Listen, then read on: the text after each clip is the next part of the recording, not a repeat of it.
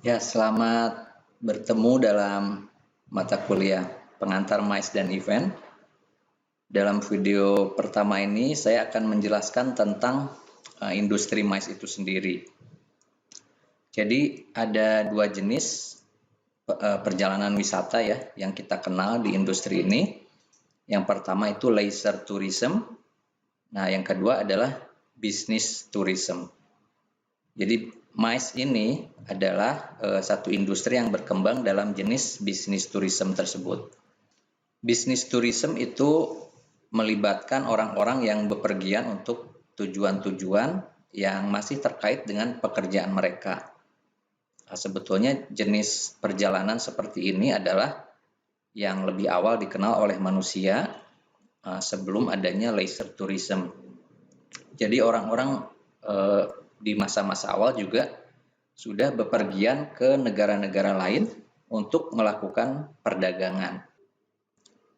Di dalam pariwisata bisnis atau bisnis travel and tourism itu kita kenal bahwa secara umum wisatawan bisnis itu memiliki pembelanjaan per kepalanya itu lebih tinggi dibanding jenis pariwisata leisure. Kemudian jenis wisatawan ini merupakan market utama dari maskapai penerbangan hampir di seluruh dunia ya, dan juga hotel-hotel chain. Selanjutnya bahwa di dalam bisnis tourism ini ada infrastruktur tertentu yang memang perlu ya untuk diwujudkan. Contohnya adalah convention hall, meeting room ya, atau exhibition hall, dan juga venue-venue lain untuk acara-acara khusus. Jenis bisnis tourism ini menjadi andalan bagi kebanyakan destinasi-destinasi urban. Selanjutnya saya akan menjelaskan tentang struktur dari pariwisata dan perjalanan bisnis.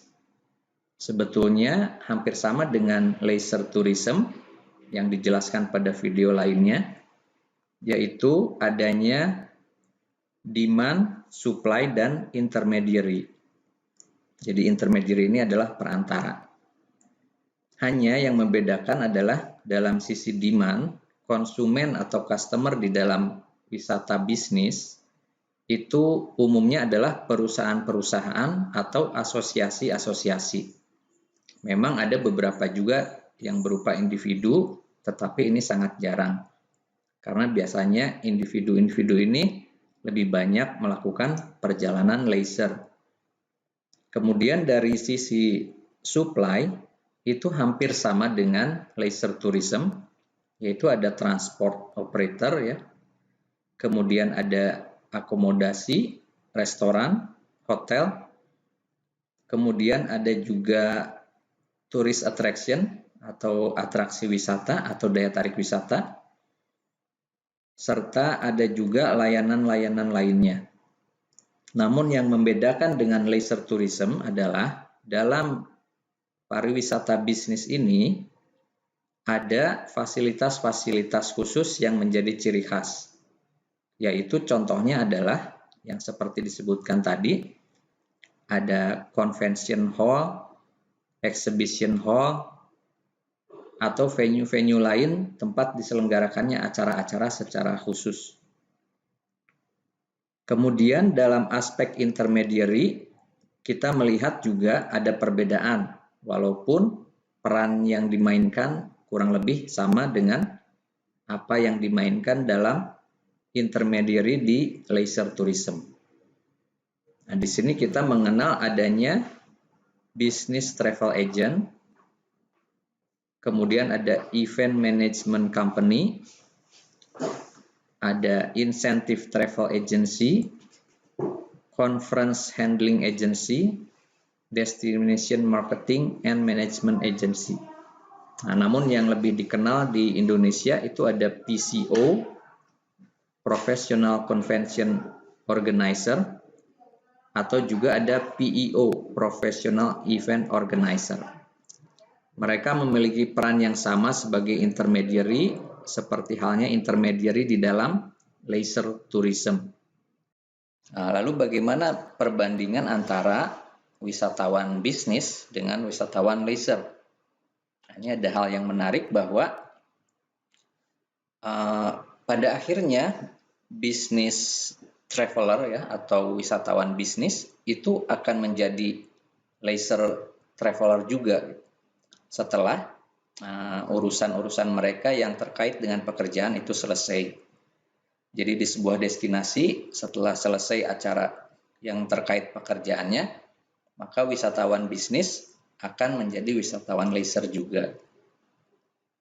Selain itu juga acara-acara dalam konferensi-konferensi selalu menyisipkan adanya leisure activity. Jadi selain acara utamanya berupa convention atau meeting, nah itu ada tambahan-tambahan acara yang berupa program leisure atau jalan-jalan untuk para delegasi yang telah selesai mengikuti conference tersebut. Kemudian di dalam MICE itu sendiri ada insentif travel yang mana merupakan perjalanan wisata yang diberikan bagi karyawan-karyawan perusahaan sebagai reward atas prestasi baik mereka. Dalam perjalanan bisnisnya seringkali para delegasi ini didampingi oleh pasangan-pasangannya atau bahkan juga anak-anak mereka. Orang-orang yang menemani bisnis traveler ini juga memiliki tujuan-tujuan untuk melakukan wisata di destinasi di mana mereka menemani ayah atau suaminya tersebut. Jadi di sepanjang acara yang diikuti oleh sang suami, maka pasangan-pasangannya ini dan juga anak-anaknya akan mencari kegiatan-kegiatan leisure activity. Dalam tabel berikut ini, saya akan memperlihatkan apa saja perbedaan-perbedaan atau perbandingan antara wisatawan leisure dengan wisatawan bisnis. Yang pertama, siapa yang membayar perjalanan mereka?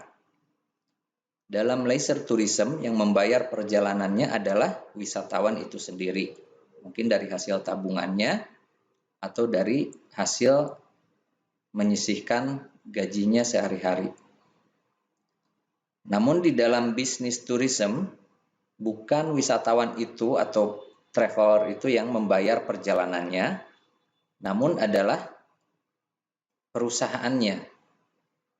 Sehingga uang yang dibawa oleh wisatawan bisnis atau uang pribadinya yang dibawa oleh wisatawan bisnis itu tidak digunakan untuk membiayai perjalanannya. Namun, seorang bisnismen yang mandiri atau wirausahawan mandiri akan membayar untuk perjalanan bisnis mereka itu sendiri.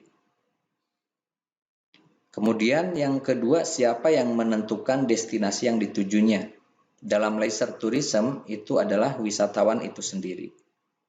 Namun di dalam bisnis tourism adalah organizer dari acara tersebut yang menentukan di mana tempat conference atau pameran atau meeting itu diselenggarakan. Namun organizer juga akan memperhatikan keinginan-keinginan dari para delegasi atau calon-calon delegasi yang mereka sasar. Kemudian kapan perjalanan tersebut dilakukan? Dalam leisure tourism, perjalanan itu mengenal musim. Jadi selalu ada musim-musim liburan atau mungkin juga pada saat weekend. Namun di dalam bisnis tourism, itu sepanjang tahun bisa saja mereka melakukan perjalanan.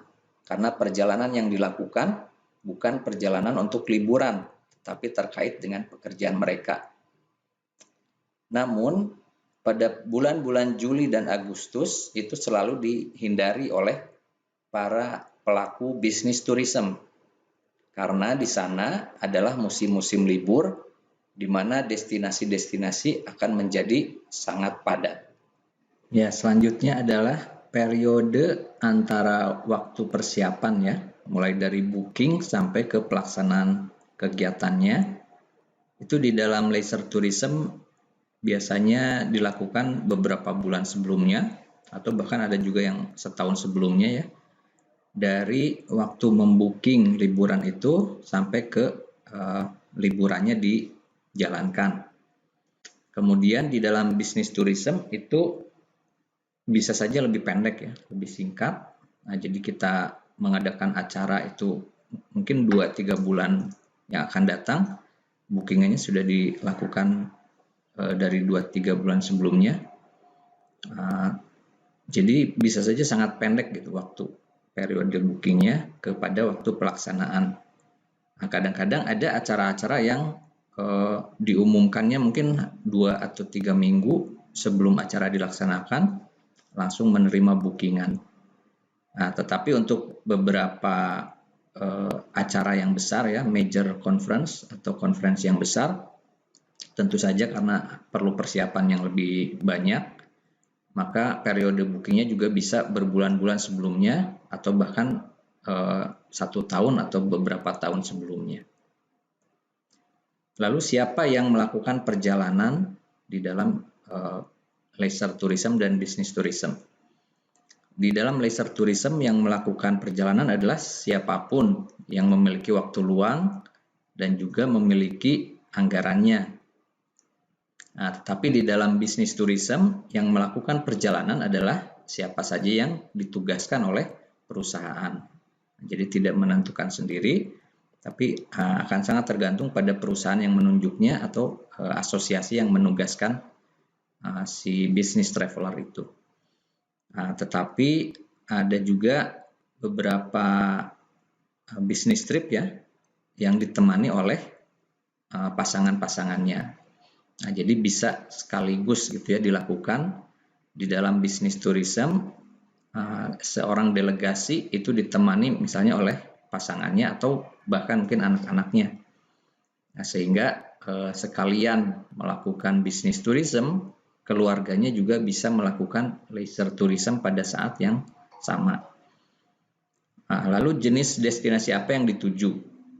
Di dalam leisure tourism tentu saja semua jenis daya tarik wisata bisa menjadi tujuan dari leisure tourism.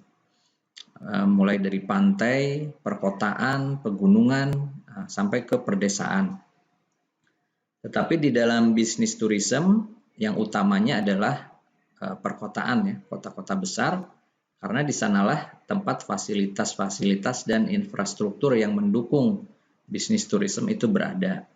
Seperti contohnya convention hall, exhibition hall, dan juga hotel-hotel bintang 5 itu berada di kota-kota besar. Tetapi ada juga beberapa meeting atau mungkin pelatihan-pelatihan atau terutama insentif tour ya, yang bisa dilaksanakan di kawasan perdesaan atau rural area ya. Nah, karena memiliki ciri khas tersendiri. Nah, tetapi itu tergantung juga dari konsep dari bisnis konferensi atau pelatihan yang diselenggarakan. Demikian untuk awal perkenalan dengan industri MICE, yaitu kita telah membahas bahwa ada 2 jenis perjalanan yang kita kenal dalam industri ini, yaitu perjalanan leisure ya atau leisure tourism dan juga business tourism. Nah, untuk industri MICE ini tergolong ke dalam business tourism sehingga memiliki karakter-karakter dari wisatawan bisnis pada umumnya, yaitu antara lain memiliki spending yang lebih banyak dan juga melakukan perjalanan hampir di sepanjang tahun, tidak mengenal musim. Walaupun pada musim-musim tertentu itu dihindari karena dianggap musim-musim libur di destinasi-destinasi akan menjadi padat. Demikian untuk awal dari pengenalan dengan industri MICE ini. Silakan simak video yang lainnya untuk membahas lebih detail dari arti kata meeting, insentif, conference, dan exhibition. Terima kasih sudah menyaksikan. Sampai berjumpa kembali.